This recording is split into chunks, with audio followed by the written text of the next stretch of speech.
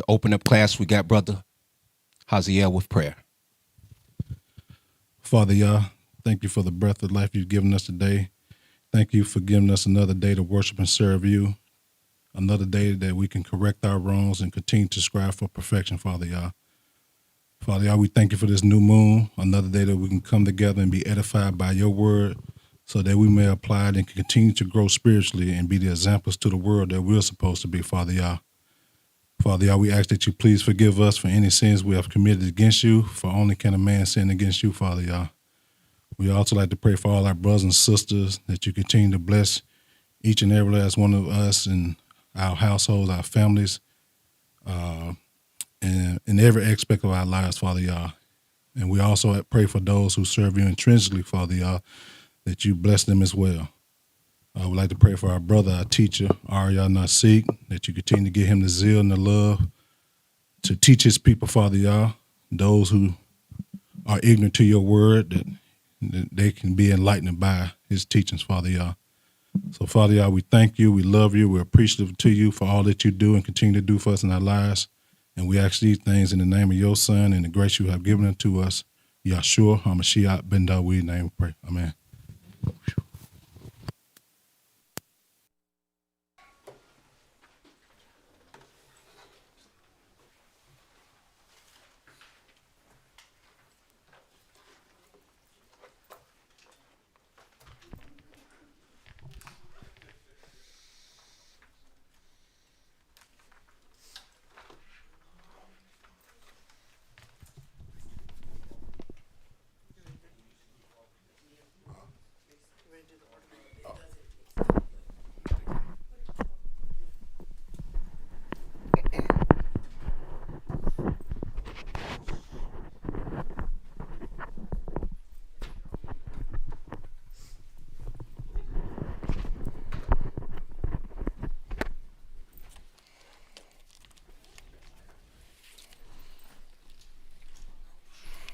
Shalom, Yisrael.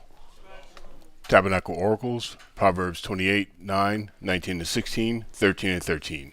Hear, O Yisrael, he that turneth away his ear from hearing the law, even his prayers shall be an abomination. He that keepeth the commandments keepeth his own life, but he that despiseth his ways shall die. Whosoever despiseth the word shall be destroyed, but he that feareth the commandment shall be rewarded. Jeremiah 9:23-24. Thus saith Yah, let not the wise man boast in his wisdom, neither let the mighty man boast in his might. Let not the rich man boast in his riches, but let him that boast in this, that he understandeth and knoweth me, that I am Yah, which exercise loving kindness, judgment, and righteousness in the earth, for in these things I delight, saith Yah.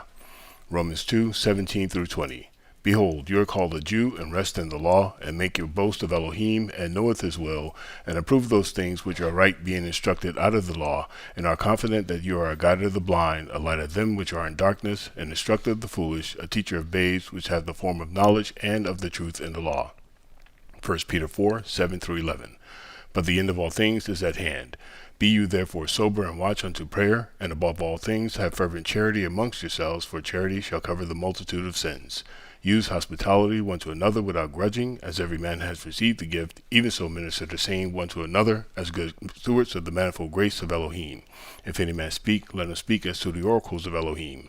If any man minister, let him do it as of the ability which Elohim giveth, that Elohim in all things may be glorified through Yahshua the Anointed, to whom be praise and dominion forever and ever.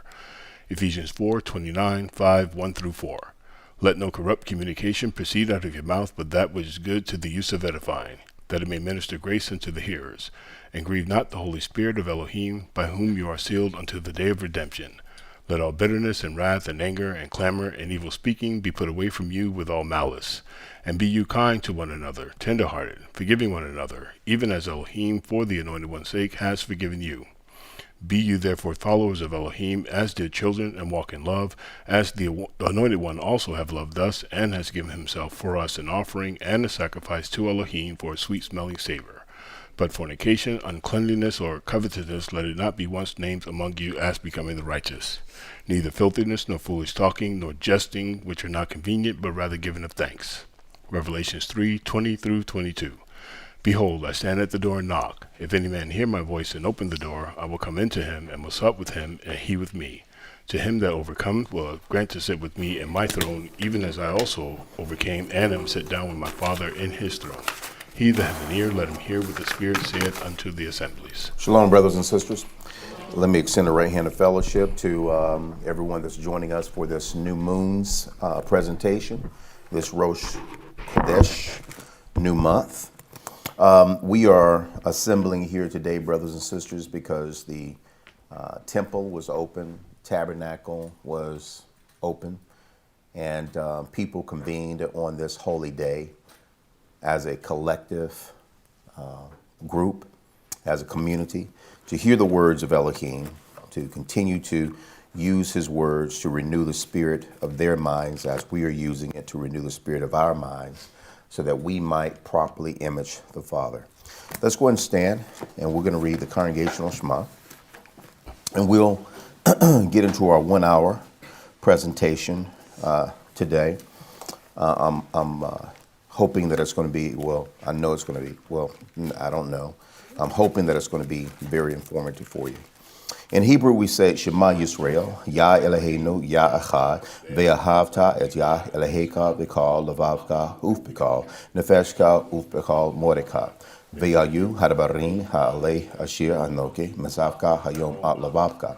And it means, Hear, O Yisrael, Yah our Elohim is one, and you shall love Yah your Elohim with all of your heart, and with all of your soul, and with all of your might. And these words, which I command you this day, shall be in your heart. Brothers and sisters, when I studied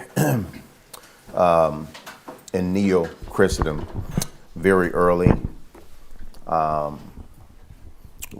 one of the things that I was taught as a teenager is that the laws of God had been obligated by the blood of Christ.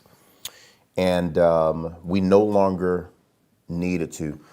Ariel, can you close those doors for me? Sure. Okay. And you no longer needed to submit or acquiesce to the laws of Elohim, the Torah, because Yeshua, Jesus Christ, had fulfilled these laws. And there were a plethora of passages, all Pauline in nature, that demonstrated seemingly unequivocally that Christians were no longer bound by the law. So that precluded one from keeping the Sabbath. We could freely embrace Sunday. Sunday is the Christian's Sabbath. This is what we were taught, at least what I was taught as a youngster, along with my Bible study group. We're all teenagers, 14, 15 years of age. And that made sense, and this is what we began to evangelize. And it had traction because the people that we talked to, they could read. They read the very same passages that we were taught, and they were convinced. Then as I grew older, I've always had a passion for theology. I studied with different groups. When I was in college, 19 years of age, we had a Bible study group of different denominations. And one of the arguments that came up was from a Seventh-day Adventist is that we should still be keeping the Sabbath. So I showed all the passages demonstrating that the Sabbath had been abrogated. And the gentleman had some pretty good retorts, something that I really could not effectively respond to. His training was a little bit better than mine in these passages, and it should have been because he's a Seventh-day Adventist, right? So their specialty is to defend as an apologist their practice for observing the seventh day as opposed to the first day, and very persuasive. So it really got me thinking. So long story short, grow older, you're studying, you are hanging out with different denominations, people who are advocates for Catholicism, Eastern Orthodoxy. I mean, it was a beautiful experience. Then I started studying with the Hebraic corpus, and that was when it became on and popping, because those brothers were very adamant that you have to keep the Sabbath. And what I learned from them was to begin your journey from Genesis all the way to Revelation. And that was very beautiful. So I thank Elohim for sending me on that journey with them. Being convicted by their testimony, the blessings that they had received when they began to keep the Sabbath according to the covenant. The exclusivity you have with Elohim by being a covenant, a Sabbath keeper was very enticing. So this was something that kind of gave me the catalyst, if you will, to commit to observing the Sabbath the way it was taught. And the Sabbath was taught to me in a halakhic fashion. So we didn't watch television on the Sabbath. We didn't cook on the Sabbath. The meals that we ate on the Sabbath were cold cuts. We didn't turn on the oven because you couldn't kindle a fire on the Sabbath. You didn't go to the store. You did absolutely nothing. From Friday night to Saturday night, all you did was burn incense and study the Bible. That's all you did. Couldn't go to anyone's home unless you were going to study on the Sabbath. Then there were some issues that came up with regards to work. Couldn't work on the Sabbath. So folks began to quit jobs,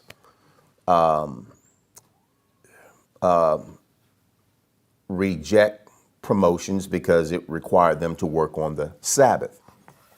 Didn't feel right.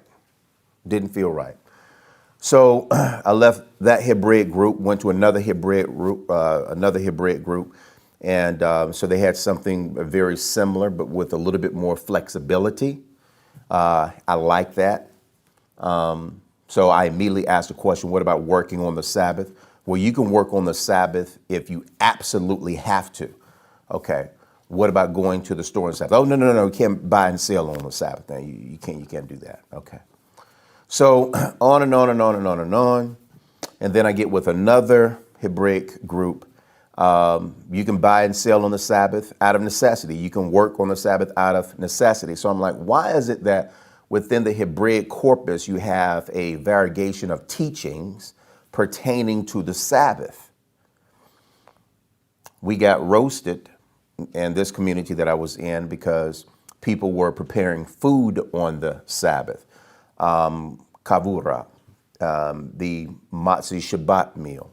We had other Hebrews come in and say, no, you can't warm your food up on the Shabbat and so forth. So I would see teachers engage with other teachers, and I'm just watching, and I'm watching them go through the scriptures, and I'm impressed because they ripping it. But made no sense to me. We're using the same Bible, but we are interpreting it differently. And that shouldn't be anything anomalous. I mean, we see that taking place today. But I'm asking, how does that work messianically within the body of the Mashiach? So I learned that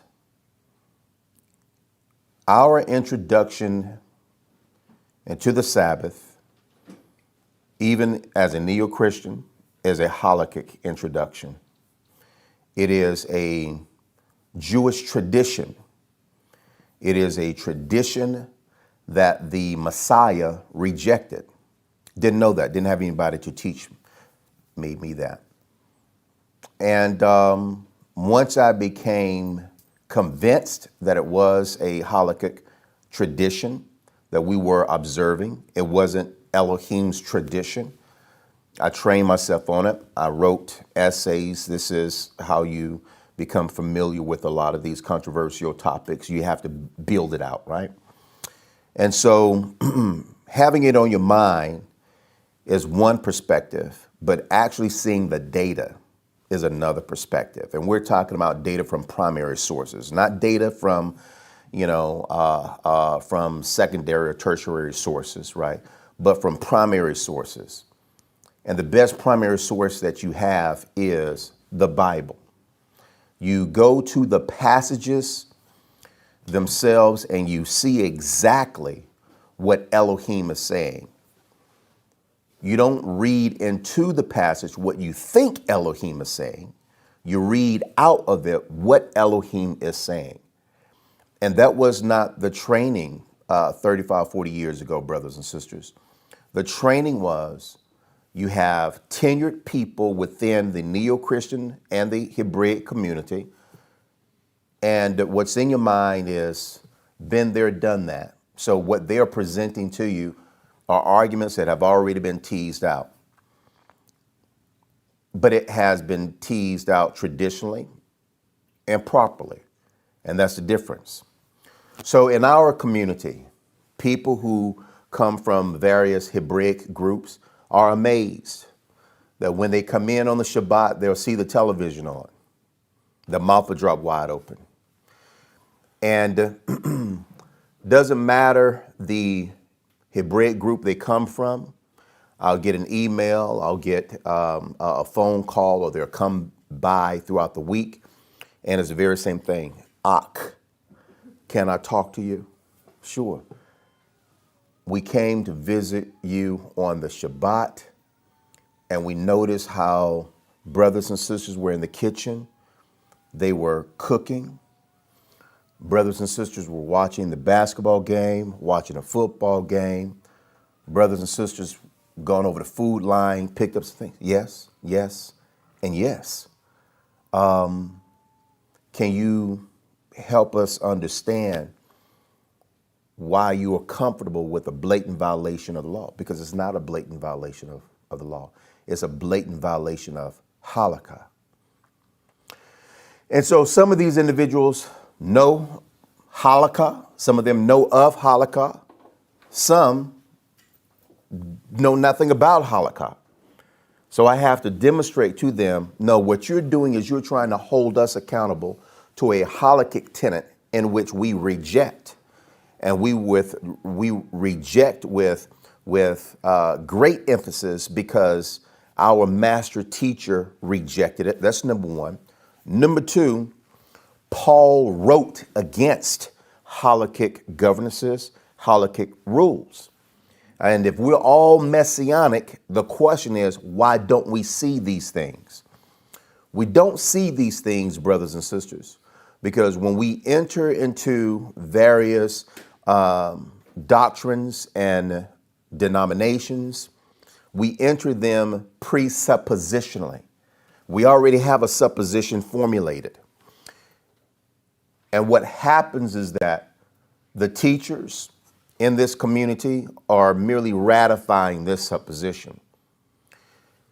And if there's any doubt in your mind, they find a way to solidify the supposition that has been implanted in you from another group or what they are presenting to you. So I've never seen in my lifetime a person who entered the Hebraic corpus, whether it's Hebraic root societies, Seventh-day Adventists, Black Hebrew Israelites, Black Jews, etc., understand the Sabbath from a biblical perspective. And so what I am endeavoring to do over the course of 3 months is to help you understand unequivocally the Messianic Sabbath, is to demonstrate to you that what the nations have been practicing and what the nations have taught pertaining to the Sabbath is egregiously wrong. And it is the tradition of men which they themselves cannot even keep. So Aria, you guys are working on the Shabbat, shouldn't be working on the Shabbat, but I'm looking for you on the Shabbat, and guess where you are? You working. And here's the question. Why are you working on the Shabbat? Because I have to feed my family. Okay. So we either keep the law or we don't.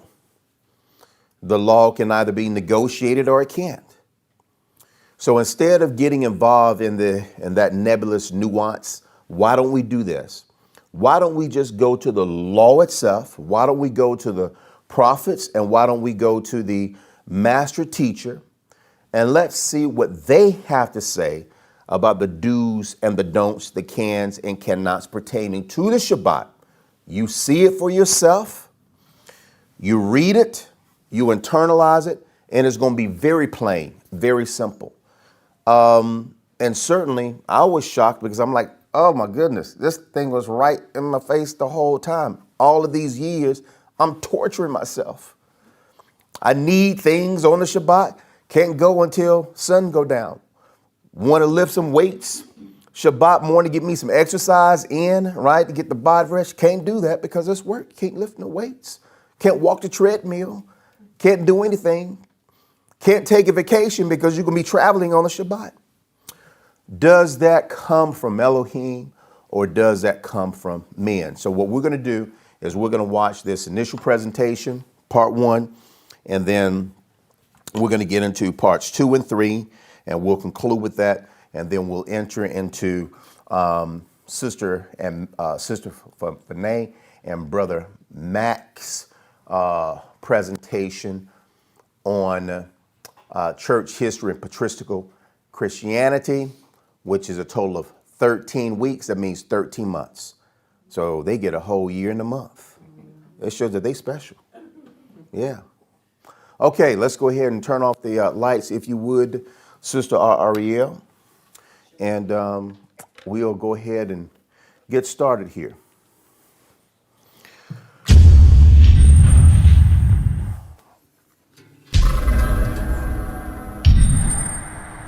Brothers and sisters, in Amos 8:11, Yah said that he shall send a famine, not of water or bread, but of hearing his word. In Hosea chapter 4, verse 6, Yah said that my people are destroyed for a lack of knowledge. My name is Arya Ben Nasik, and I'm the congregational overseer for the New Covenant Congregation of Israel Tabernacle Elohim. We have a Bible study program and a Sinaitic apologetics school. We'd like to extend an invitation to you to join our Bible study program. It doesn't cost you anything. All you need to provide is 2 hours a week of time, active listening, and a commitment to understand the Bible in its organic form. If you're interested, brothers and sisters, contact me at 704-553-7625. You can send us an email and we'll be more than happy to register you. We want to help you understand what the Bible says on some of the most challenging and controversial topics that, in our opinion, are salvific. Give us a call. May the blessings of Yah be with you. Now, let's go ahead and join our show for today. Shalom.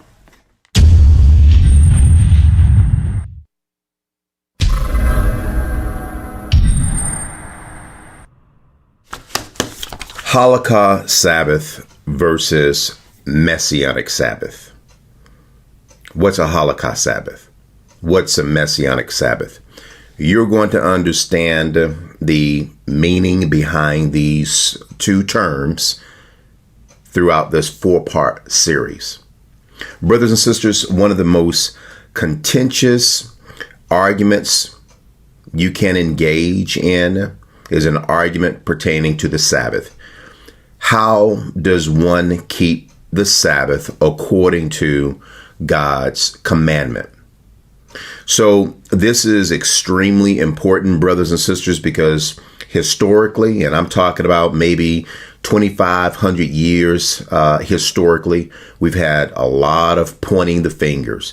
You're not keeping the Sabbath the way it should be observed. You're going to go to hell. You're going to be condemned. You're unlawful. You're unrighteous. You are unholy. You're ungodly, etc., etc., etc. What am I saying? In ultra Orthodox Judaism, they observe the Sabbath differently from Orthodox Judaism. In Orthodox Judaism, they observe the Sabbath differently from those who are in conservative Judaism, Reform Judaism, Messianic Judaism. They all look at the Sabbath differently in terms of how it should be observed. Then you have Neo-Christendom. In Neo-Christianity, such as a Seventh-day Adventist or Seventh-day Baptist, they look at the Sabbath differently.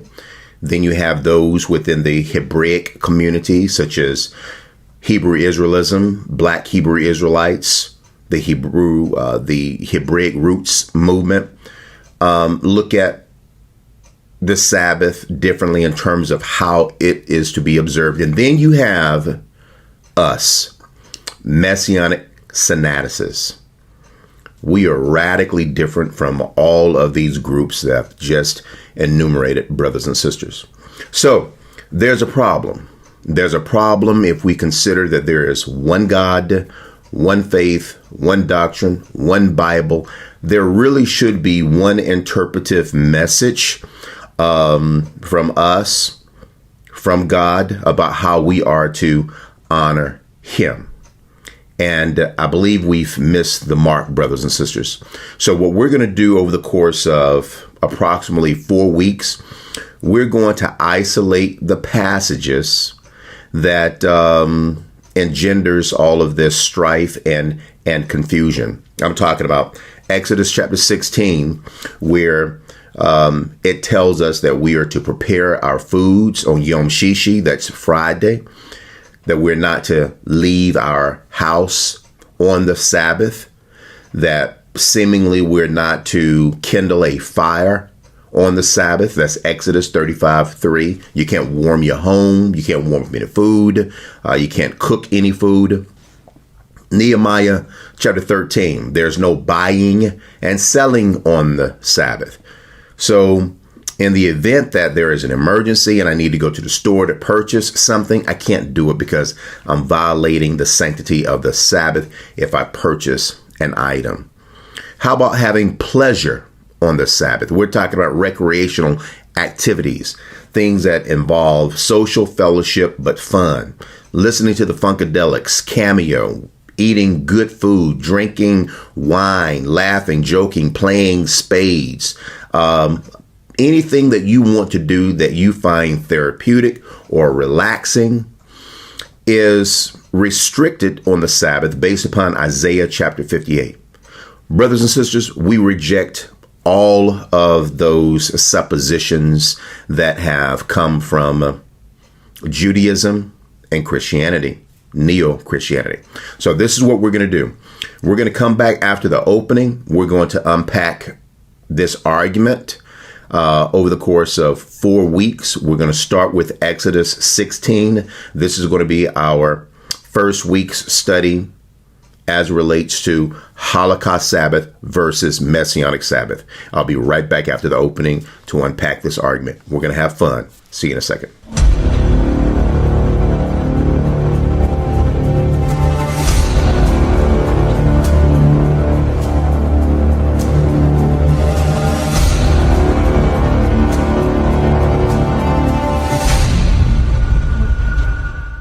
Shalom, brothers and sisters, and welcome back to Hear, O Yisrael. My name is Arya Ben Nasik.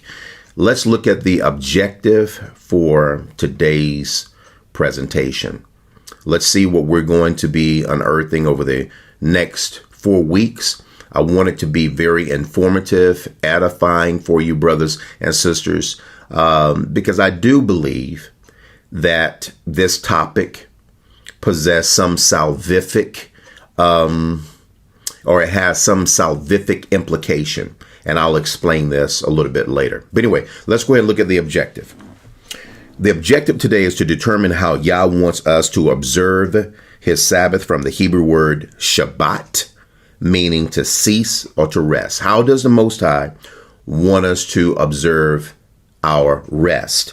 Based upon Exodus 16, 12 through 31, 28 through 11, 31, 12 through 17, 35, verse 3, reinforced with Isaiah 58, 1 through 14, Amos 8, 5, Jeremiah 17, 19 through 27, and Nehemiah 13, 15 through 21. Today, we will discuss the following in our Sabbath presentation. This is actually what we're going to discuss over the next 4 weeks, but today we're going to really look at Exodus 16, 12 through 31. But throughout the course of the series, we're going to look at Exodus 35, 3, lighting a fire on the Sabbath, which is to say cooking on the Sabbath, buying and selling on the Sabbath. That's Nehemiah 13, 15 through 21. Working on the Sabbath. We're going to get into that here in a second. Exodus 28 through 11. Having pleasure, fun, excitement, and entertainment on the Sabbath. Isaiah 58, 1 through 14. And determining between Halakha Sabbath and Messianic Sabbath. Which Sabbath should we be observing, acknowledging, practicing? So we have a lot to talk about. Let's go ahead and unpack this with Exodus chapter 20, verses 8 through 11. This is what Moses writes. Remember the Sabbath day to keep it holy. How do we keep the Sabbath day holy? Moses is going to explain it to us in its simplest form, brothers and sisters. Something that we have added to it. Or added to. Let's look at it. Remember the Sabbath day to keep it holy. Keep the Sabbath holy. Here we go. 6 days you shall labor. That is a word that's in question. Labor. And do all your work. That's the second word in question. Work. Labor and work. But the 7th day is a Sabbath to Yah, your Elohim. On it you shall not do any work, you or your son or your daughter, your male servant or your female servant, or your livestock, or the sojourner who is within your gates. Why? For in 6 days Yah made heaven and earth, the sea and all that is in them, and rested on the 7th day. Therefore, Yah blessed the 7th day and made it holy. The two words that I am underlining, brothers and sisters, are labor and work. Labor in Hebrew in this sentence is ta'abod, from the Hebrew word abad, which means to labor, work, or serve. And we can see it used in this fashion in Genesis chapter 2, verse 5, 4, verse 2, and 29, verse 20. The second work is melatecha, which comes from our Hebrew word melakah, primarily used for occupational work, laborious work. These two words, how do we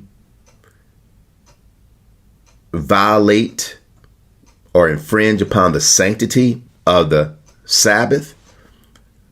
The Most High just told us, by working on this day or by engaging in something that is servile in nature or extremely laborious in nature, brothers and sisters. We want to make sure that we are reading out of the text what the author is conveying to us.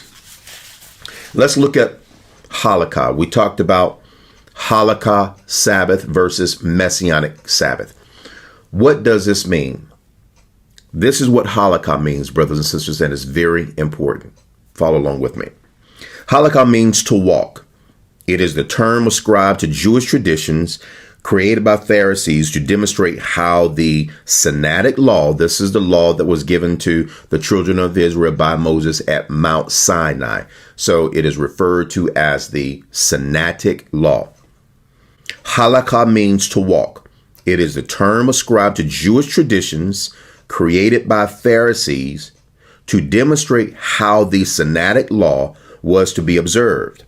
The Encyclopedia Britannica says that it means the totality of laws and ordinances that have, here's a problem, that have evolved since biblical times to regulate religious observances and the daily life and conduct of the Jewish people. Now, let's see what Matthew writes with regards to Yeshua's sentiments pertaining to Halakhism. Matthew 23, verses 1 through 4. Then Yeshua said to the crowds and to his disciples, the teachers of religious law and the Pharisees are the official interpreters of the law of Moses. So, practice and obey whatever they tell you, but don't follow their example, for they don't practice what they teach. They crush people with unbearable demands. I'm going to repeat this because it's very important for us to understand Halakha Sabbath, brothers and sisters. We are talking about how we observe the Sabbath as Sabbath keepers from a halakhic perspective, not from a Torah perspective, which means instructions, God instructions, Torah, the first 5 books of the Bible, Genesis, Exodus, Leviticus, Numbers, Deuteronomy. Not from that perspective, but from man's traditions, man's ideological, philosophical, theological interpretations that he has deemed divine and spiritual and imposed upon us. And what we have done is we have taken this imposition, this theological fallacy, we have learned it, we have mastered it, and we have propagated it to others, family members, friends, associates, as well as other communities. This is my argument pertaining to Halakha Sabbath, brothers and sisters. Here we go. There's more. I'm going to repeat this. The teachers of religious law and the Pharisees are the official interpreters of the law of Moses. So practice and obey whatever they tell you, but don't follow their example. Why? For they don't practice what they teach. Okay, here's more. They crush people with unbearable religious demands and never lift a finger to ease the burden. Here's an example of what the Messiah is talking about, brothers and sisters, with Paul. This is what Paul says in Galatians 1:14. When we talk about these religious traditions or halakhism, the halakha law, we're talking about laws such as netilat yadayim, the washing of hands. You have to wash your hands and you have to recite a prayer as you are washing your hands. Eat a meal of bread. We wash our hands in a special way. This is called netilas yadayim. The kavot containing the water is passed to the left hand, and then water is poured 3 times on the right hand. Then the cup is passed to the right hand, and water poured 3 times onto the left hand. The water should cover the entire hand up to the wrist. It is customary to hold the cup with a towel when pouring on the left hand. A little water should remain on the left hand to be rubbed over both hands while reciting the blessing. Baruch atah Adonai, Eloheinu melech ha'olam, asher kiddeshanu, b'mitzvosav v'tzivanu, al netilas yodoyim. Then the hands are dried. One should not talk until the blessing hamotzi has been recited over the bread. Because if you don't do this, the bread that you touch with your hands, the food that you touch with your hands, when you put it in your body, you defile your body, and our bodies are supposed to be holy before the Creator, brothers and sisters. And then we have the mezuzah. You are supposed to have a capsule with scriptures in it. It's supposed to be, tacked to your doorpost, the living spaces, and you're supposed to rub it. You're supposed to kiss it as you're entering in the living space. These customs, brothers and sisters, were rejected by the Messiah.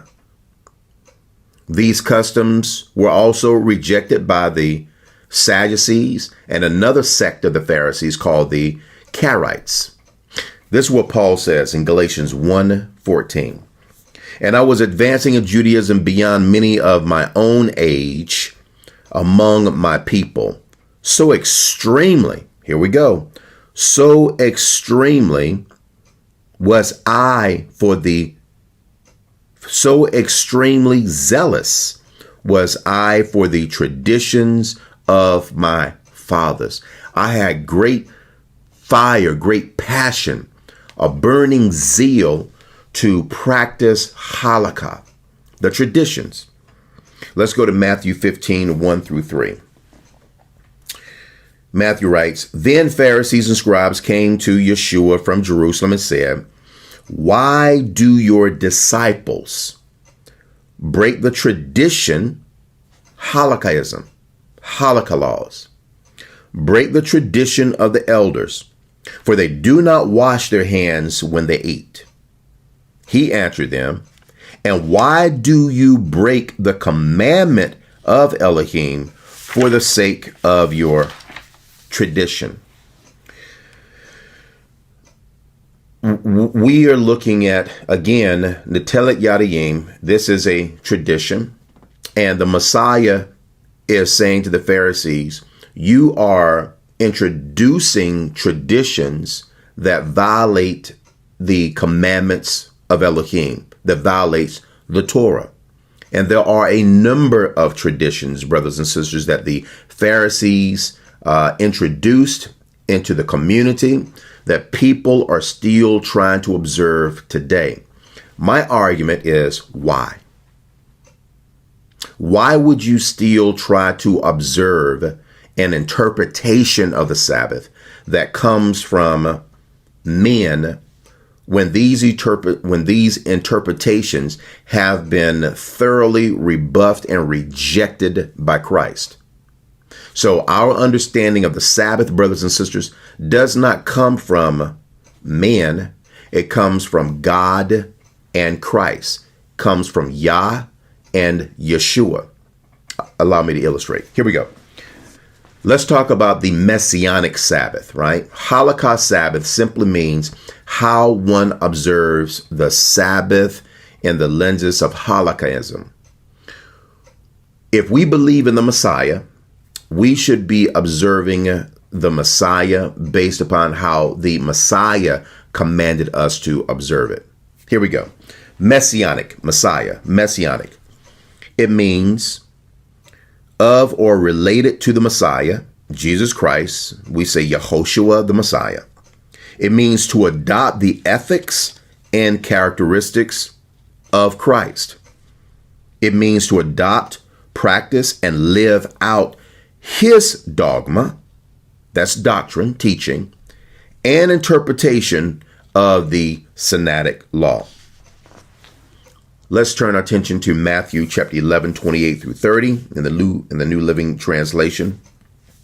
Let me develop this for you. Matthew writes, Then Yeshua said, Come to me, all of you who are weary and carry heavy burdens, and I will give you rest. Take my yoke. Yoke is a metaphor for teaching. Yoke is a metaphor for doctrine. Yoke is a metaphor for culture, for religious practice. Listen, follow along with me. Very important. Take my teaching, take my instructions, take my practices, take my doctrine upon you. Let me teach you, because I am humble and gentle at heart, and you will find rest for your souls. For my yoke, my teaching, my doctrine, my instruction, my practices, my processes are easy to bear. And the burden I give you is light.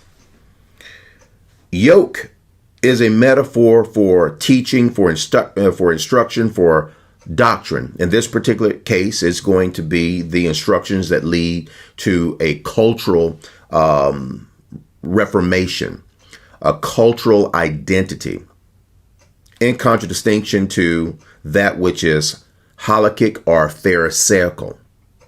Let's turn our attention to John chapter 12, verse 26. This is what the Messiah says.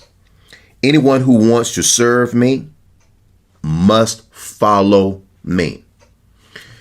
In the Messianic Synodic community, the community that I am a part of, we look at the law in its organic form. In other words, what did Yah specifically instruct us to do synodically? We look at the passages, we analyze the text, and we extract from Elohim's word, from these passages, what he intends to convey to us, and we live that out through the faith of the Messiah. That's called Messianic Synodicism. The Sabbath is a major component of this culture, of this faith, brothers and sisters. And we have so many different interpretations and views and perspectives on how it is to be observed. Here we go. Anyone who wants to serve me must follow me, because my servants must be where I am, and the Father will honor anyone who serves me. Let's go ahead and get into now the intestines of this argument. Let's start with Exodus chapter 16, verses 4 through 5, then 13 through 18. This is where we begin to have a diversity of opinions and perspectives on how the Sabbath is to be observed. I want you to read along with me and follow me. It's very important. Here we go. Then Yah said to Moses, "Look, I am going to rain down food from heaven for you. Each day the people can go out and pick up as much food as they need for that day. I will test them in this to see whether or not they will follow my instructions. On the sixth day, they will gather food, and when they prepare it, there will be twice as much as usual." That evening, vast numbers of quail flew in and covered the camp. And the next morning, the area around the camp was wet with dew. When the dew evaporated, a flaky substance as fine as frost blanketed the ground. The Israelites were puzzled when they saw it. "What is it?" they asked each other. They had no idea what it was. And Moses told them, "It is the food Yah has given you to eat. These are Yah's instructions. Each household should gather as much as it needs. Pick up 2 quarts for each person in your tent." So the people of Israel did as they were told. Some gathered a lot, some only a little. But when they measured it out, everyone had just enough. Those who gathered a lot had nothing left over, and those who gathered only a little had enough.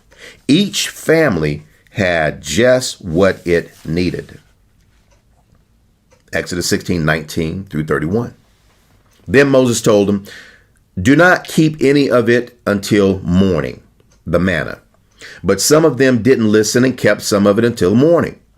They're failing the test. They're not following Yah's instructions. But by then it was full of maggots and had a terrible smell. Moses was very angry with them. After this, the people gathered the food morning by morning, each family according to its need. And as the sun became hot, the flakes that they had not picked up melted and disappeared.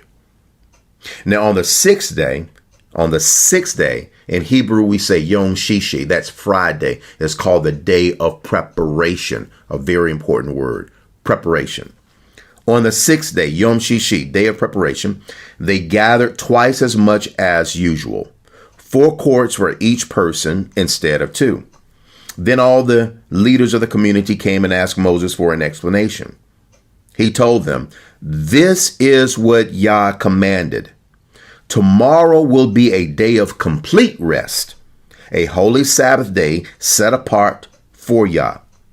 So bake or boil as much as you want today and set aside what is left for tomorrow. This is a day of complete rest. You cease from your occupational labors, from your servile labors. This is what the context suggests, brothers and sisters. But we are going to need to develop this context as we go through this particular topic today and the subsequent topics in terms of reviewing the Sabbath chapters in the following weeks. So they put some aside until morning, just as Moses had commanded, and in the morning the leftover food was wholesome and good, without maggots or odor. Finally, Moses said, "Eat this food today, for today is a Sabbath day dedicated to Yah. There will be no food on the ground today. You may gather the food for 6 days, but the 7th day is the Sabbath. There will be no food on the ground that day." Some of the people went out anyway on the 7th day, but they found no food. Why? Because Yah has stopped working on the Sabbath.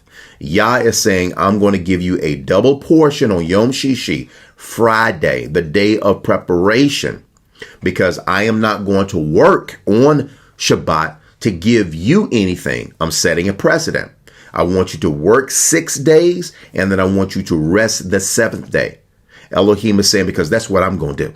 All right, here we go. You may gather the food for 6 days, but the 7th day is the Sabbath. There will be no food on the ground that day. Some of the people went out anyway on the 7th day, but they found no food. Yah asked Moses, how long will these people refuse to obey my commands and instructions? This next passage is very important because we have already read previously where Moses said that this is the Sabbath of Yah.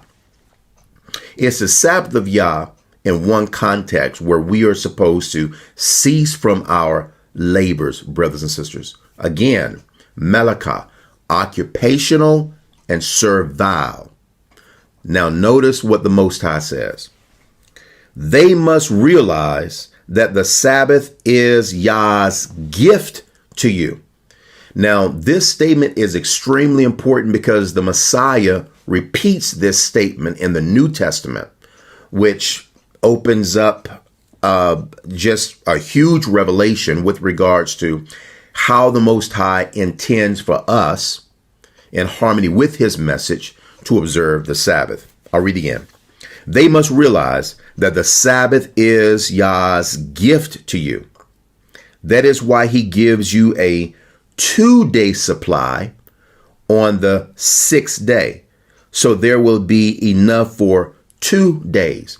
The Sabbath is a gift for you. So I am giving you a 2-day supply on Yom Shishi, on Friday, day of preparation. So you can prepare everything that you need to prepare on Sabbath or prior to Sabbath, so it can be ready for consumption on the Sabbath. You don't have to prepare anything on Sabbath. But we need to understand what preparation means in the days of antiquity, not today. What does preparation, or what did preparation mean?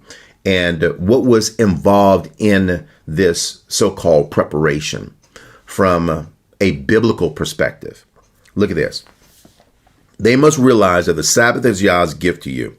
That is why he gives you a 2-day supply on the 6th day, Yom Shishi. So there will be enough for 2 days. On the Sabbath day, you must stay in your place. Stay in your home. Do not go out to pick up food on the 7th day. So the people did not gather any food on the 7th day. The Israelites called the food manna. It was white like coriander seed, and it tasted like honey wafers.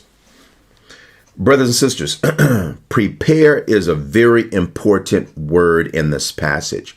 And historically, I've not seen many biblical expositors and exegetes engage this word, which helps us to appreciate specifically what the Most High is talking about in Exodus chapter 16. Let's look at the Hebrew word for prepare. The Hebrew word for prepare is kun. It means to be established, prepared, fixed, to bring something into being, to take something that is in one form and transition it into another form. Chun. We have quail and we also have manna. We have to change its form from one form to another form, which is going to be a form that's edible. The Greek word is hetoimasin, and it means to make ready, to prepare. So what are we talking about? Kuhn suggests that manna was gathered, manna was cleaned, manna was ground into powder, manna was boiled or baked on Friday, the day of preparation. When you look at what is involved in grinding, brothers and sisters, with a millstone, your grain or grains, and perhaps in this case, your manna, into powder to make bread into it, that is a laborious task. It's something that the Most High is saying, I want you to take this manna in its present form, and you can do with it as you like in terms of constructing it in a manner that is pleasant to you, whether you are baking it, frying it, boiling it, etc. You need to go through that preparation process on Yom Shishi, Friday. So all of this labor that's very intensive, brothers and sisters, is supposed to take place on Yom Shishi. Let's look at Numbers chapter 11, 7 through 9. The manna looked like small coriander seeds, and it was pale yellow, like gum resin. The people would go out and gather it from the ground. Look at this, brothers and sisters. They made flour by grinding it with hand mills or pounding it in mortars. Then they boiled it in a pot and made it into flat cakes. Brothers and sisters, I just illustrated to you the milling process, taking our manna and grinding it into powder. Let's look at this. Let's look at this again. They made flour. How? By grinding it with hand mills or pounding it in mortars. Manna. Brothers and sisters, the Most High is simply saying, I don't want you transforming this manna on the Shabbat. I want you to eat this manna on the Shabbat. I want you to transform this manna on Yom Shishi, on Friday, the day of preparation. There's more. They made flour by grinding it with hand mills or pounding it in mortars. Then they boiled it in a pot and made it into flat cakes. These cakes tasted like pastries baked with olive oil. The manna came down on the camp with the dew during the night. Brothers and sisters. Numbers 11, 31 through 32. Let's look at quail. Cooking our quail, our birds. Numbers 11, 31 through 32. Now Yah sent a wind that brought quail from the sea and let them fall all around the camp. 4 miles in every direction there were quail flying about 3 feet above the ground. So the people went out and caught quail all that day and throughout the night and all the next day too. No one gathered less than 50 bushels. You know what a bushel looks like, brothers and sisters? Can you imagine 50 of these baskets filled with dead birds that you're going to have to transform from one state to the next to make it edible? You're going to have to go out and catch these birds. You're going to have to kill these birds. You're going to have to clean these birds, prep these birds, prepare these birds for human consumption. And brothers and sisters, we didn't have refrigerators back then, right? So our catch and kill, brothers and sisters, on a daily basis were fresh. The Most High is saying, I don't want you spending all day on the Shabbat catching quails, killing quails, preparing quails to consume. If you're doing that, as well as doing this throughout the week, then when are you resting? When are you spending time with your family? When are you holding a holy convocation, according to Leviticus chapter 23, to attend a community meeting to come hear my words being proclaimed to you of how you are to live a righteous life?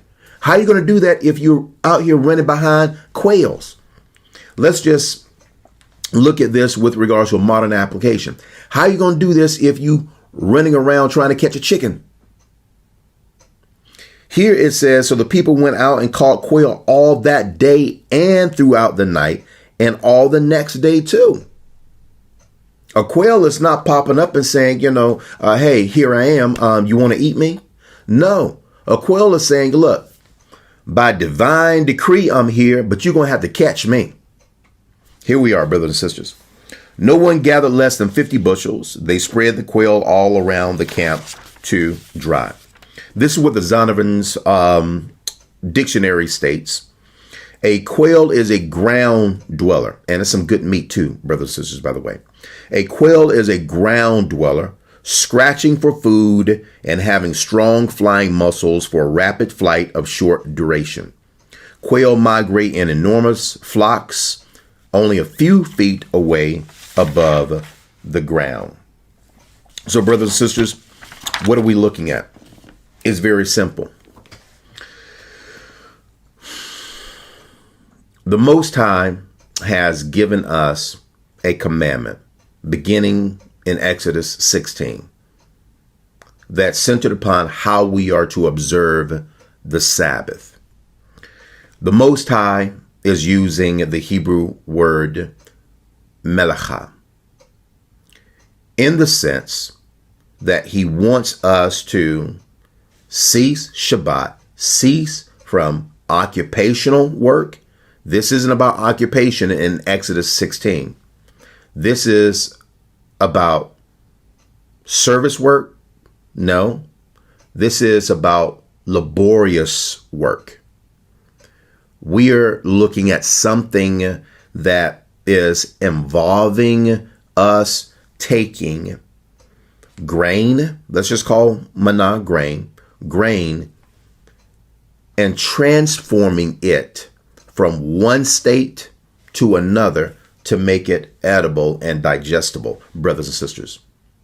Something that required millstones, a top millstone, a bottom millstone. Something that required you to go out and gather the manna, place the manna in baskets, bring the manna back, place the manna in the millstone, grind the manna, take the powder, add water, massage it, mix it up, make yourself a pastry, and then cook it.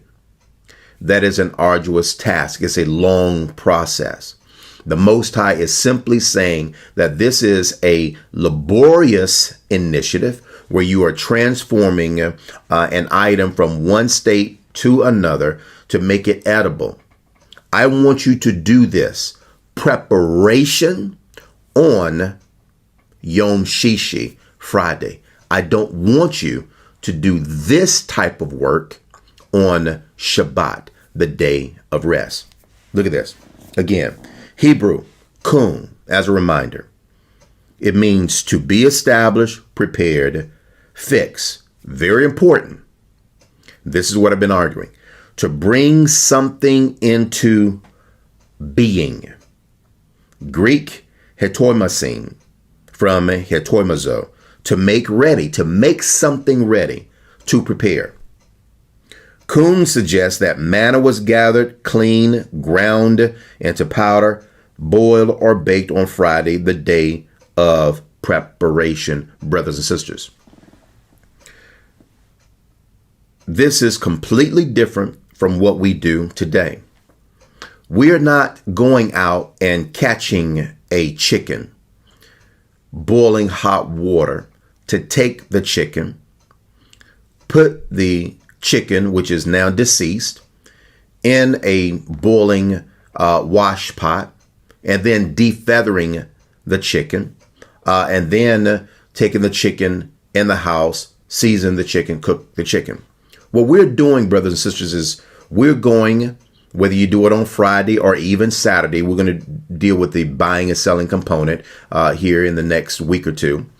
But what we're doing is we're taking something that has already been transformed for you by Purdue Chicken or Smithfield Chicken or whomever, that Food Lion, Harris Teeter, Publix has packaged for you.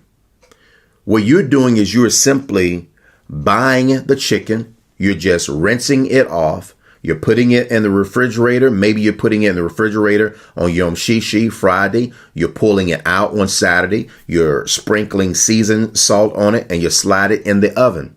Brothers and sisters, that is not the labor the Most High is regulating in Exodus chapter 16. That regulation comes from Halakhaism.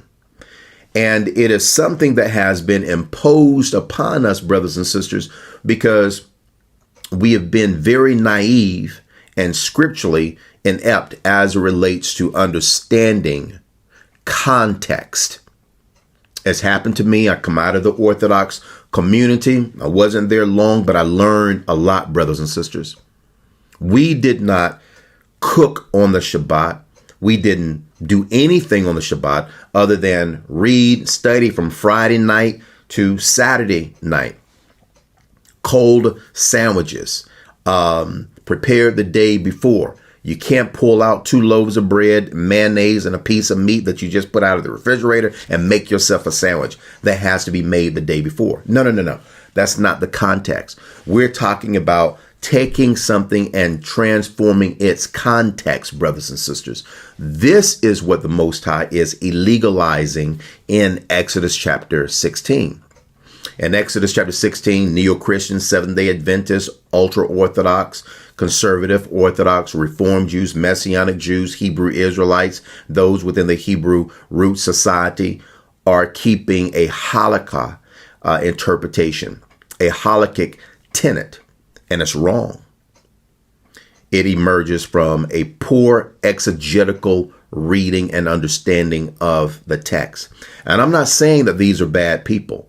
I wouldn't classify myself as a bad person when we were observing it this way either, brothers and sisters. So when you look at your manna, it's the very same process. We're not going out here and going into the field, for example, and picking up grain, bringing it back and milling that grain to make bread from it.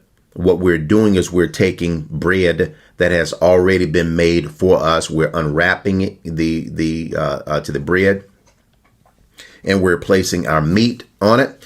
We're placing our mayonnaise on it, whatever dressings you want in your sandwich with your beautiful bread.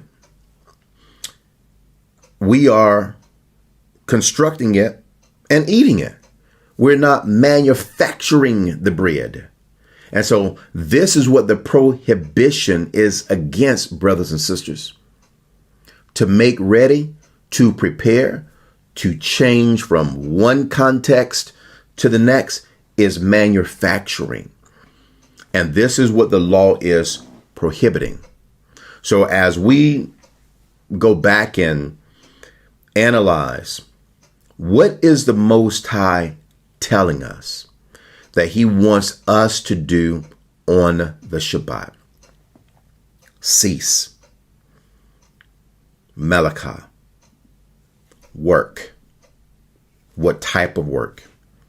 Occupational work, servile work, laborious work, intensives, work where we are manufacturing something that precludes us from resting on the Sabbath, that precludes us from attending our holy convocations, our holy gatherings, our meetings, to hear the word of Elohim, of how he wants us to become better people, how he wants us to learn righteousness, learn to be holy.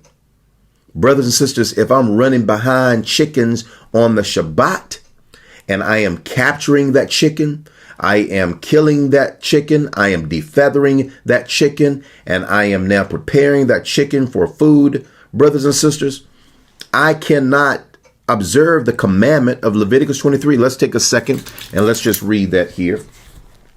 I want us to understand that this is extremely important. What is the Most High telling us? I want to turn our attention to Leviticus 23. And we're going to read it. This is verse 1. I'm going to read verses 1 through 3. Leviticus 23, verse 1, in the King James Version. And Yah spoke unto Moshe, saying, Speak unto the children of Israel, and say unto them concerning the feasts, these are the appointed times of Yah, which you shall proclaim to be holy convocations. This is a commandment that's coming from the Creator. Even these are my feasts. Feast is not the proper translation. It's moed or moedim, which means my appointed times, my fixed times. These are my meeting times. Notice the first meeting time, brothers and sisters. We have a number of them. They're called solemnities or holy days. The first holy day is the Sabbath. Notice verse 3. 6 days shall work be done. 6 days shall work be done. Halakha, that which is occupational. And remember, we're going to be going over this for the next 4 weeks, brothers and sisters. We're going to cover the most contentious passages. Exodus 35:3. I can't wait to get to Exodus 35:3. You shall not kindle a fire on the Sabbath. I'm going to enjoy exegeting Isaiah chapter 58, where you're not to speak your own words on the Sabbath or do your own pleasure on the Sabbath. What does that mean? And then buying and selling, Nehemiah 13. That's 3 weeks of study. That's 3 weeks of conversing over these passages, deconstructing these passages to understand the Father's will messianically, not according to halakhic tenets, brothers and sisters. So let's go back. Leviticus chapter 23, verse 3. 6 days shall work be done, but the seventh day is a Sabbath of rest, a holy convocation. You shall do no work therein. It is the Sabbath of Yah in all your dwellings. Now remember the book of Numbers. Yah says, Moses, tell these people, I have given them this Sabbath. So it's Yah's Sabbath because he sets the precedent. He established the law. Elohim rested on this day. He established the Sabbath for Adam, which is man, the first man. Therefore, he established this Sabbath for mankind, brothers and sisters. And then there is an amendment to the Sabbath legislation when we get to Leviticus chapter 23, verse 6. He wants us to have a community meeting. To do what? To hear his word. Brothers and sisters, I'm not going to be able to do that if I'm out here milling manna or milling wheat, milling oats, grains, etc. I'm not going to be able to do this if I am running behind chickens because, I need to have food for the next day or so. Elohim says, I'm giving you a double portion of everything on Yom Shishi. I need for you to manufacture, change the context of these items from one form to the next form, which is a laborious, which is an arduous task. It is to be done on Friday, Yom Shishi. Why? Because I need to see you in the sanctuary on Shabbat, Saturday, resting as you are hearing my words. Very important, brothers and sisters. What we have done today is this. With a great degree of redundancy, I would say, impressed upon you the need to understand context, to understand the historical elements regarding these commands that the Most High has given to us, to understand that, yes, there are traditional interpretations as it relates to keeping the Sabbath that has come from men, didn't come from God, didn't come from the Messiah. So, do we cook on the Shabbat? Yes, we do, brothers and sisters. Do we buy and sell on the Shabbat? Yes, but I need to explain to you why and why that's not prohibited. We need to understand the context. Do we have pleasure on the Shabbat? Absolutely. It's party time for us. But if I am going to make these provocative statements, brothers and sisters, I better have support for these statements. Brothers and sisters, it's very important for us to understand Yah's will pertaining to the Sabbath. You need to be in a position to simply explain to people why you do the things that you do. I'll be back next week with part 2 of Halakha Sabbath versus Messianic Sabbath. I want you to understand the truth of Elohim in Messiah. Learn to be free. Step outside of these Halakha traditions that have been passed down to us by noble-minded men, well-intentioned men, but men nonetheless, and men who have amended and appended Elohim's word for various reasons. Doesn't matter. We need to go back to Sinai, and we need to go back to Sinai within the context Sinai was revealed to us in. I'll see you next week. May the blessings of Yah be with you. Shalom.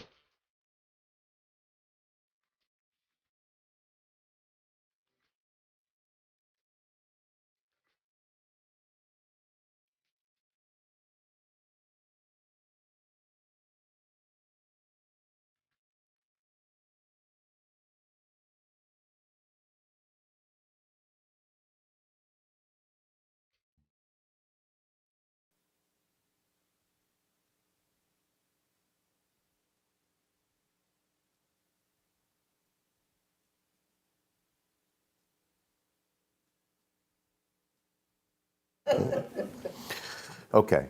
Can you guys hear me out here? Okay. All right. So this is an extremely important topic, brothers and sisters, because for the first 10 years of being in this community and just studying it, right? I didn't understand any of this. I didn't have a teacher to teach me because all of my teachers came from the Halakhic community. And they taught with such passion on the sanctity, on the sanctity of the Sabbath, the holy day, that it just seemed plausible. It seemed correct because you see congruency until you really begin to study it, and then you see a lack of congruency. As I said before, the ultra-Orthodox community keeps the Sabbath completely different from the Orthodox community. The Orthodox community is who I initially started studying with.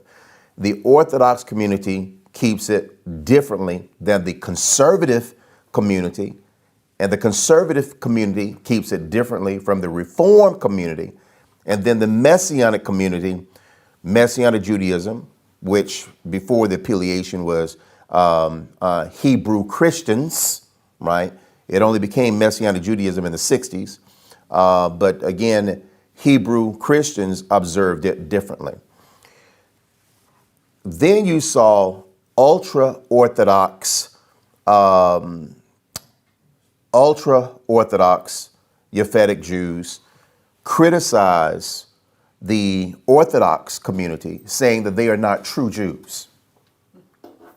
The Orthodox community criticized the conservative Jewish community, saying that they're not true Jews, simply because of how you observe the Sabbath. When I started studying Hebrew for about the second or third time around, my teacher, the very first question she asked me when I told her that I am of the house of Yisrael, very first question she asked me, she's from Tel Aviv, Israel.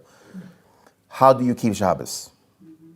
Shabbos is the Yiddish word for Shabbat. How do you keep Shabbos? Because it's a major point of contention.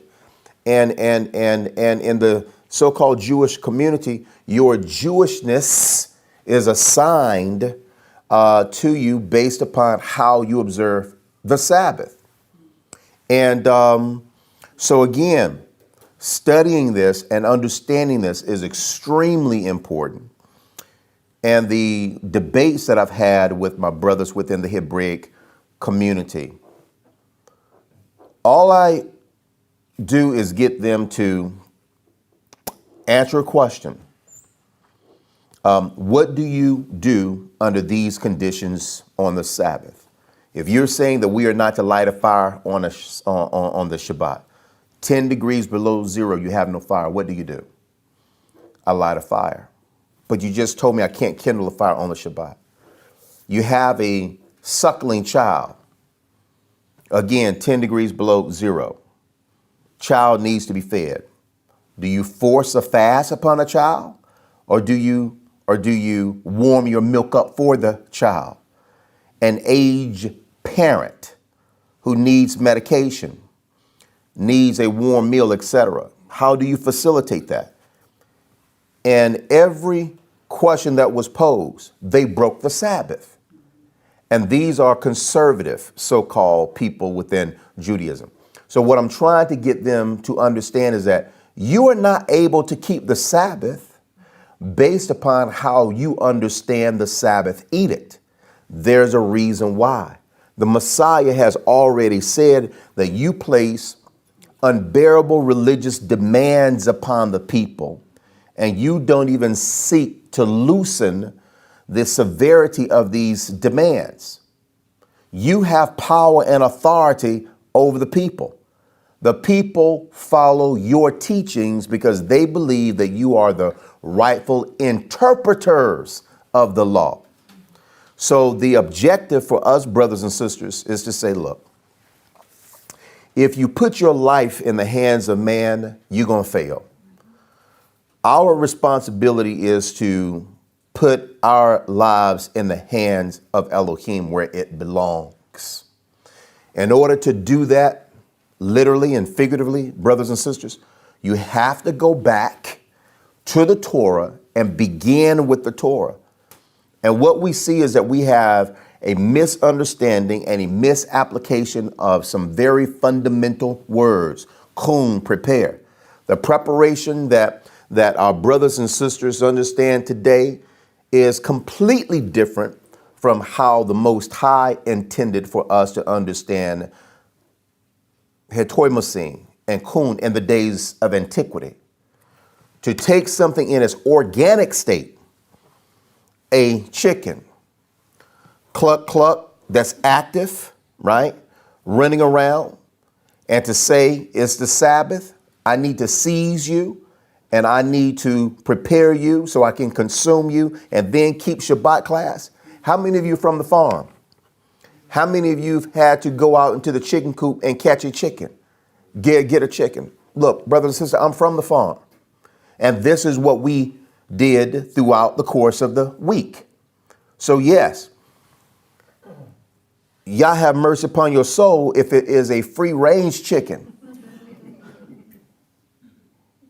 So now what you're doing is you're laying snares. You're dropping grain so the chicken can come and eat, to throw a net on the chicken. And then you got to get him. Then you got to wring his neck. You kill him, right? You got a boiling wash pot of water. I remember this like it was yesterday, right? Wood that you have cut from a tree, placed underneath the wash pot. You're waiting for the water to become scalding hot. Then you place that chicken in that scalding water, and then you pull the chicken out, and now the smell is ridiculous, and now because of the feathers, and now you sitting up here plucking. You know how long it takes to pluck the chicken? Now, after all of this stuff is done, then you go in and you do the light work, which is seasoning and then frying. So yeah, this is farmland, fresh fruit. Elohim is just simply saying, I want you to do this on Yom Shishi, because you will not be able to observe the Sabbath if you're running behind an animal, brothers and sisters. You're not going to be able to observe the Sabbath if you are milling any form of grain, because you're not turning meal once or twice. We have millstones. You're not, and I'm talking about huge millstones. You're not turning the meal once or twice. You are turning and turning and turning and turning. Then you take a break. Then someone else comes in and turn for you until you grind that grain into powder. And then when you do that, brothers and sisters, all of the seed is not going to be ground to powder. Then you have to scrape the seed out, separate it from the powder, and put that seed right back in the millstone. And then you got to continue to mill it until you have nothing but powder left. Then you got to go in and add your water, make your little cakes and so forth and so on. You're not going to be able to rest. You're not going to be able to observe the Shabbat. So what we have missed, and like I said before, maybe well-intentioned men, but I would also say a degree of piety there. I see it with people who come into this tabernacle that are no longer here. They're visiting. And I ask them questions pertaining to the Sabbath. They know none of these things. So it is your role, your responsibility, your job, your duty to know your culture, to be able to say the context for Chun in the days of antiquity is completely different from the context for Chun today. We go into Harris Teeter, we go into a restaurant, and we are taking bread that has already been prepared for you. Now I'm making me a sandwich. I'm taking chicken that has already been defeathered for you. I'm simply rinsing it off. I'm putting seasoning and I'm sliding in the oven, right? 350, 400, aluminum foil on the top, right? And handling my business. So we're going to go into that next week, brothers and sisters, okay? Not next week, excuse me. I'm thinking, next month. Any questions whatsoever? Yes, ma'am. Let's give my sister over here the mic.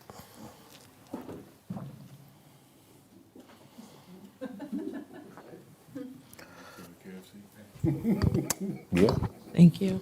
I have a few questions. Absolutely, yes. Talk to us. The first one I wanted to know, like, if you can give some modern examples of what laborious work versus service work and occupational work is. Occupational work would be your job. Okay. Service work is essentially the same, right? Providing a service of some type to the community in an occupational manner, something within the same family. And laborious work is what we just illustrated.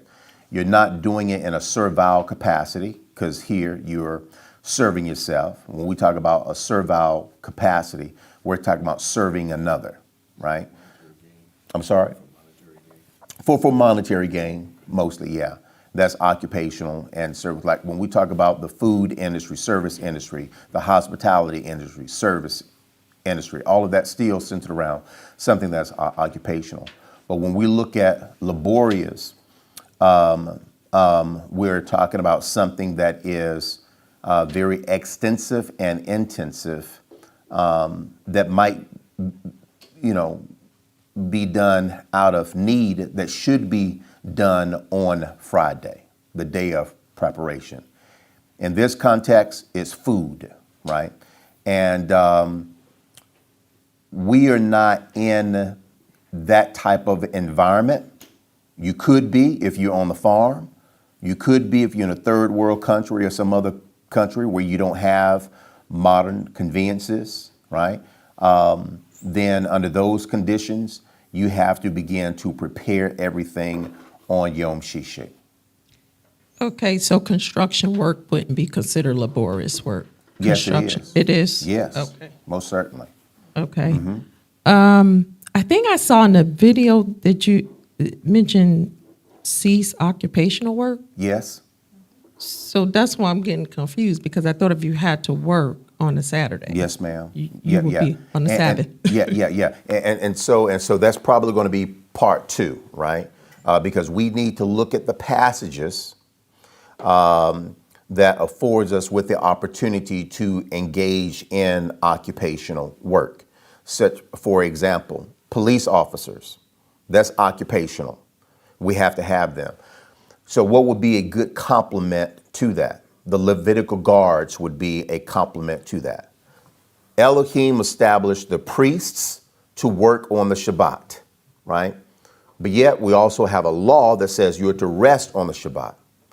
So how is it that we are resting and working if you are a priest? Elohim is saying that you're going to have to look at the context in which I am conveying these laws in. So let's just say the priest says, all right, it's my job to offer up the sacrifices on the Shabbat. But people are coming to the temple on the Shabbat, and everybody who's showing up are not very noble-minded. There are some people called thieves, right? So you have to have Levitical guards to control the people. They are like the police force. You have physicians. You also have technicians. If the power or something goes out, and let's just say the hospital depends upon power, what do? Everybody is suffering. We hope that people who are in the hospital survive the day without life support or something, because we don't have, electricity to keep them alive or something. So you have technicians that will go out to restore power. All of that is out of necessity. So the Most High has no problem with you doing things out of necessity. But that became a point of contention in the days of antiquity, Sister Fanay. And this is during around the 3rd century BC. So let me be clear for you. By the time we come out of the Babylonian exile, Nehemiah, Ezra, the reformers had somewhat of a different understanding pertaining to the Shabbat. What emerged from them is what we refer to as Chassidim. These are the Hasidic brothers, where you have your ultra-Orthodox community today, right? They're Hasidic Jews. You see them in New York with the bangs and the black hat and all right.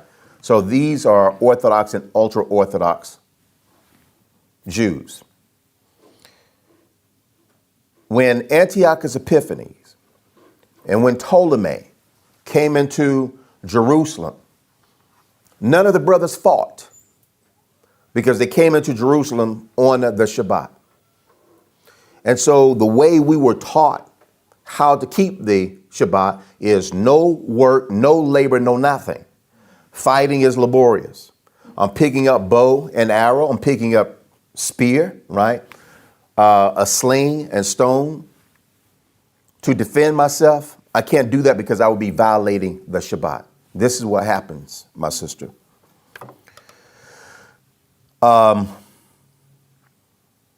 Judas Maccabeus. When they saw so many of the countrymen killed and taken into slavery, they pulled back and said, I think we need to rethink how we keep this Shabbat. Because, something ain't right. So then they passed a decree. The priests, the Maccabean community, said, okay, we can violate the sanctity of the Shabbat under the auspice of the preservation of life. Under any circumstance. If your life is in jeopardy, and it's going to require you to exert some form of labor, occupation, or service, you can do that. See, now they're going back and they're looking at the context, which was, let's see, this is fourth century, which is 1100 years earlier. They're going back to look at the context that the Most High has established and says, okay, we need to step outside of this pious role and be more realistic because the nations are taking advantage of our piety and naivete, right? So what we are doing in our community is saying, don't nobody need to die for us to figure that out. We're going to just simply go back and look at what the Most High stated in context and pay very close attention to his words. Now, again, let's go back to what you are specifically asking about, which is occupation, right? Working on the Shabbat. That came up several times with Yeshua. And Yeshua responded by asking them a question, a very profound question. You are accusing me and my disciples of working on the Shabbat. Which one of you do not have a donkey or an ox that you do not go to the stable or the stall, lead them out to water as well as to graze? Have you ever pulled on an ox, my sister? Okay, all right. I'm a city girl. I'm sorry? I'm a city girl. Okay, I got you. Right. Different story. You pulling on oxes, you pulling on donkeys to lead them out to pasture. And sometimes when you lead them out to pasture, going back to get them to bring them back to the stall is not an easy task. They said, I'm out here chilling, bro. Okay, see me tomorrow. So now you get them and you're pulling them back. So Yeshua says, which one of you don't do this? The Pharisees couldn't respond because all were guilty. Then he asked, which one of you would have a child or an ox fall into a pit and would not rush to retrieve your ox out of the pit? You're looking at a 2,200 pound, 1,800 pound animal.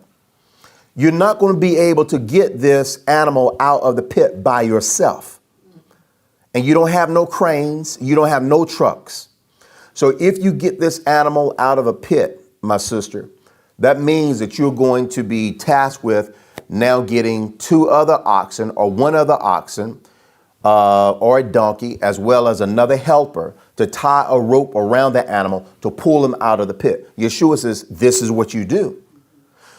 So are you not violating the very tenet that you are saying that we must observe? So the moral imperative behind what Yeshua is conveying messianically, if you have to work on the Shabbat, then that is permissible. Elohim is not going to hold you in contempt with any malicious or forethought of violating his commandment. And that's any occupation. Even if you worked on a farm too? I'm sorry? Even if you worked on a farm too? Even if you have to work on the farm, most certainly, especially if you work on the farm. Again, I'm born and raised on the farm. We had goats, we had hogs, we had cows, we had mules, right? They had to be fed every single day. So Sunday morning, this was our Sabbath in Neo-Christendom. Sunday morning, 6 o'clock, we are down at the field. We are feeding them. We are inspecting them. Some have had piglets and so forth. So now you have to care for them, and you're looking at your watch to see if you can make it to church by 9 o'clock or 10 o'clock a.m. Most of the time, if you're in that situation where there are some challenges with your livestock, you can forget church, right? So that certainly happens in a farming community. So what Elohim is saying is that If you have it within your control, your power, and your authority under favorable conditions, get everything done on Friday. But you won't have any other choice but to feed your animals on the Shabbat, right?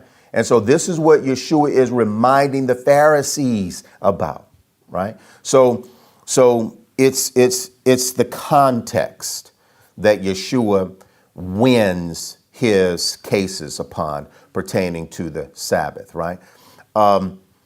The disciples are walking through the grain fields. The disciples are walking through the grain fields. Here's work, halakhic work. As they're walking through the grain fields, they are plucking the heads of wheat, right? Have you ever plucked the head of wheat, my sister? Okay. No, sir. This is what we used to do.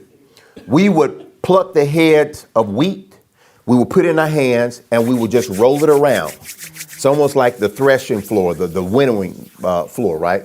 That you read about in the scriptures. Anyway, we are extracting the grain from the husk, right? What we call the boot. We're taking out the seed. Now we're just eating wheat. So this is what the disciples were doing. Pay attention to what I'm about to tell you now. This is what the disciples were doing, and they got busted.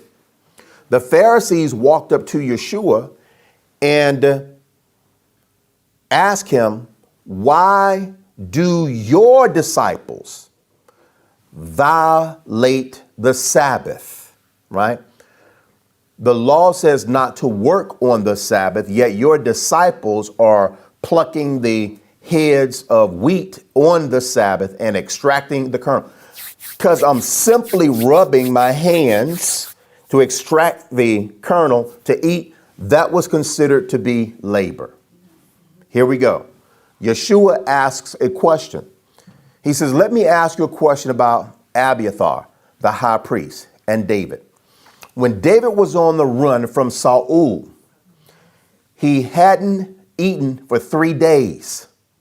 He goes to the high priest Abiathar and asks Abiathar, do you have any bread?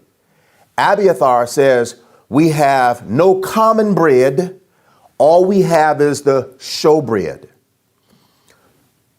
No one in the community can eat the showbread but the priests, right?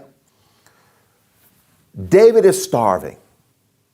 Elohim is about to violate his own commandment to preserve a life, right?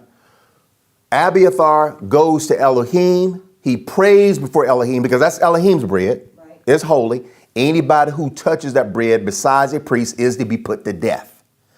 So Abiathar does not have the authority or the autonomy to say, I'll let you eat Elohim's bread. He prays to Elohim. He petitions Elohim. And Elohim says, allow him to eat the bread under these conditions, that he has not lain with women for 3 days. And so he eats the bread and he is satisfied. So when it comes down to preserving life, we need to work to earn a living, to preserve life, to pay for our utilities, to pay our mortgage, to pay whatever. Elohim understands that fully. So the commandment is not legislating against the necessity to violate the sanctity of the law. He is illegalizing the promiscuity behind violating the sanctity of the law. In other words, I just want to make extra money so I can just go out and buy this pocketbook, buy these shoes. So now I'm going to work extra hours on the Shabbat to do that. That is a clear violation, and you will be held to account for that violation because it's not out of necessity. If you need to do that because you're going to be short based upon your forecast, you're going to be short of your rent, and you need to get in 10 extra hours, and your job is offering these extra hours on the Shabbat, Elohim is not going to hold you in contempt of his law under those conditions. It's only under the auspice of greed that he is going to hold you accountable, my sister. Mm-hmm. Repent for working overtime, Usher. Well, you know, again, is it out of necessity? Are you trying to, let's just say, buy a car, buy a home because you're catching Uber? It's a lot more expensive, okay? And so now I'm going to need to work overtime. So what Yeshua is saying in all of the synoptic gospels, as well as the Gospel of John, the common motif when this question comes up is out of necessity. Now watch this. So the counter argument is going to be, well, Arya, I don't think that it is a necessity for a person who is a barber to work on the Shabbat. Okay, so now you got, all right. So now you were telling me about the payday for my industry, right? My biggest payday is on the Shabbat. And so we have had brothers who are barbers who say, you know what? I just really want to keep the Shabbat. I want to be here. And so they tried it. They tried working Sunday through Friday, resting on Sabbath, and they ran into some financial issues, which was relieved on the Shabbat when they went back to working on the Shabbat. So as I reminded them, it's a different story if we are in a theocracy and the community recognizes the fact that we are legislated by Elohim's decrees. America is a constitutional republic. It don't give a damn about Elohim's decrees. Nothing, right? So we are trying to live and operate within the framework of a government that is the antithesis of God's righteousness. You do the very best you can. And when you are not able to mirror the specificity of the law, you confess that to Elohim and you apologize for any type of infraction that has been perpetrated against the law without malice, my sister. If it's done with malice, ain't no need to pray for it. Elohim says, I'm not going to atone for it. But if it's done out of ignorance and if it's done out of necessity, but yet it's an infringement upon Elohim's law, we pray every single week because of that, right? You know, Father Yah, we ask that you forgive us as we repent for violating your commandments. Regardless of why you did it, it's a violation of the command. Elohim understands the nature and the intent behind your work. So what I enjoy doing, I look for brothers and sisters to come in from other communities, and I can spot them a mile away. And I know that we're going to be watching television on the Shabbat. I'm going to make sure that I'm out of my office that day so they can spot me because I know they want to have a conversation. I know Dwayne going to be in the kitchen fixing some drinks. And I know sisters are going to be pulling something out of the oven. I want them to say something to me because they're not going to be able to defend their position, my sister. When you read it contextually and you have the Messiah's full support. And so that's what we're going to be covering next month and the month after that, how the Messiah breaks down the Shabbat. I can't travel, can't take a vacation because I'm going to be traveling on the Shabbat. I may have to stop, get some gas. Now I'm buying and selling on the Shabbat. But we have to go back and look at the context. I can't go to Myrtle Beach or Carolina Beach or Florida or what have you because I got a hotel maid who's going to come in on the Shabbat, make up my bed. I'm there putting her to work. I don't want to do that, right? They cooking food downstairs and they cooking food on the Shabbat. I don't want them to do that. And I'm paying my money for all this stuff. No, no, no, no. All of that is centered around Halakha. Dwayne, where are you this morning? I just wanted to make sure that you're going to be Shabbat class at 12:30. Oh, yeah, I'm always there 12:30. Okay, well, what you doing? Oh, well, right now I'm just playing a little bit of golf. What? On the Shabbat? You can't be doing that. Why not? He understands, right, Melachah. He understands Oved, which is to labor, Melachah, occupational, serve hour. He understands that. So he understands what his rights are. I called Morgan. Morgan, you going to be able to run that cable from the front to the back, this morning so we can have a broadcast? And so, yeah, as soon as I finish these 65 crunches and finish bench pressing this 225 pounds, right, and doing my air squats. What? I got you. What? You can't be sweating on the Shabbat, right? That is work. No. So the important thing is to understand what Elohim is legislating and what allowances he gives for us. If we have to work on the Shabbat to raise money so we can have lights, to pay the mortgage on this property and so forth, we may have to go to the stadium on the Shabbat. We have some congregants says, oh, I'm not going. Why? Because I'm working on the Shabbat. Can I ask you a question? Yes. Do you not work your civil job on the Shabbat if necessary? Yes.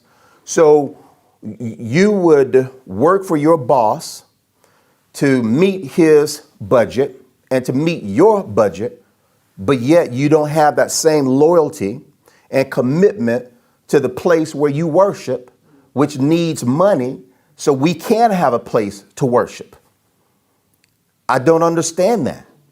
And so what people by and large do is pick things when it's convenient for them. That's disingenuous and it's hypocritical, right? So we need to understand the overall context. I've had to say to individuals who are part of this community, when we raise money, it is not for individual benefit, right? In other words, Fanay is not profiting from it. Dwayne is not profiting from it. The tabernacle profits from it, right?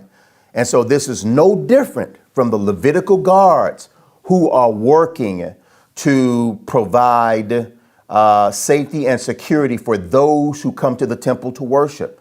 It's no different than the priests as well as the Levites who are bringing in wood for the fire, bringing in water for the fire, bringing in animals, right, from the fish gate or from the various gates that you bring these animals. Everybody is working on the Shabbat for the sake of maintaining the temple.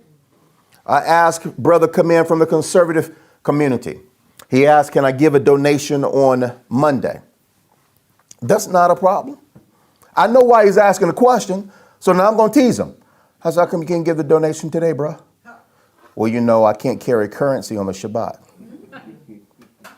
That's correct, right? Okay, all right.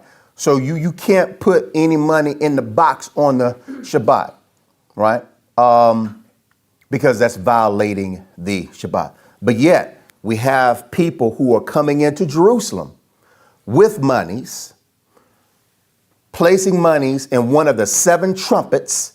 And the reason it's called a trumpet is because in the treasury at the base or around the wall of the temple, there are 7 conduits, and it starts off with a large mouth, right? And then as it goes down to the box, it gets smaller, right? So it's essentially shaped like a trumpet. So when you are in Jerusalem, you are changing out your currency. If you're coming from Asia Minor, if you have currency that had Caesar's face on it, you change that currency out with the currency exchangers that's at the temple, because we cannot present that money at the temple, give it to the priest, etc. So we had to change it out for a shekel or a gira and so forth. So after you change out the money, you then go around to one of the trumpets. Is this money for the temple? There's a trumpet. Is this money for sacrifices? Is this money for alms? Is this money for the poor, or whatever the case may be? All of the trumpets are labeled.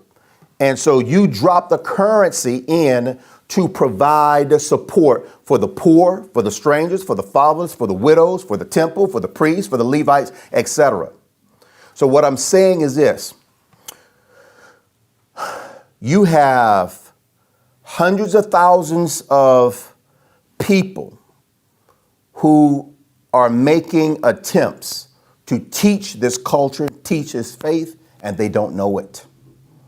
They don't know it. And so this is what we're doing. One, this is why you have SAPs. The saplings already know this because they have an in-depth study on all of this, right? But lay people in general, know none of this. And everyone who comes into this community are coming into this community with a halakh background. Yeah. And you're not going to be able to successfully worship and serve Elohim in that capacity because you're going to be found out in a great deal of hypocrisy, without doubt, without question. Going to happen. Going to happen.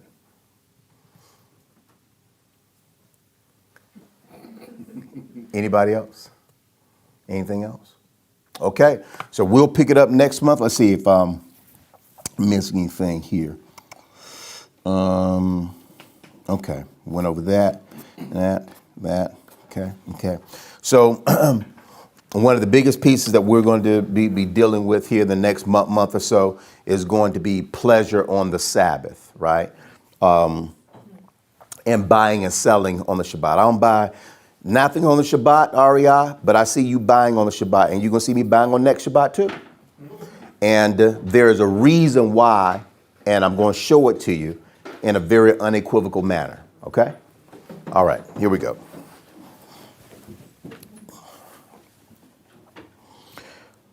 Merciful and gracious Father Yah, in the name of your Son, Yeshua the Anointed, our priest and king, Father Yah, we come before you in the name of our priests to thank you for this day that you have given to us, to thank you for this community, to thank you for the knowledge, the peace, the wisdom, the understanding that you have given to us to live and to walk in, to live by, to exemplify your truth, your code of ethics, so that the light that is within us, that you have given to us, may shine forth for your glory.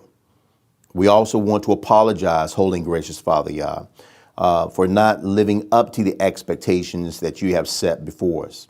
We repent, Holy and Gracious Father Yah, for falling short of these reasonable and obtainable expectations.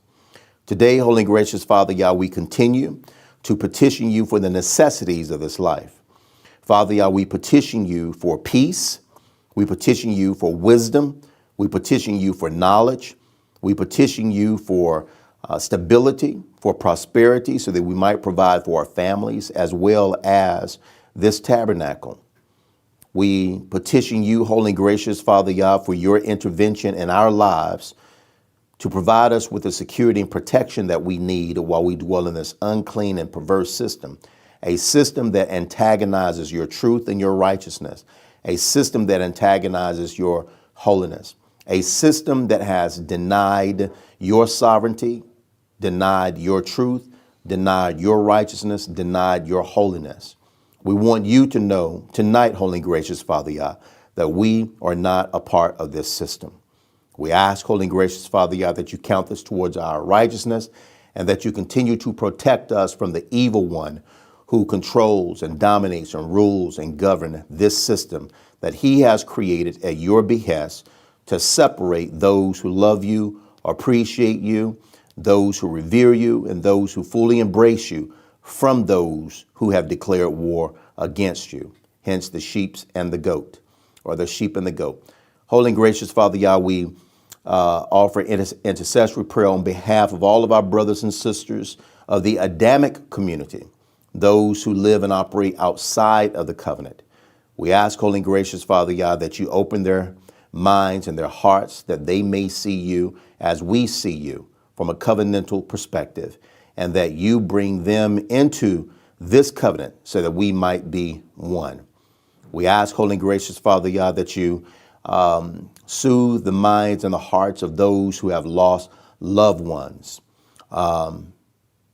through various types of needless crimes and murders, etc., wars that's taken place all throughout this earth.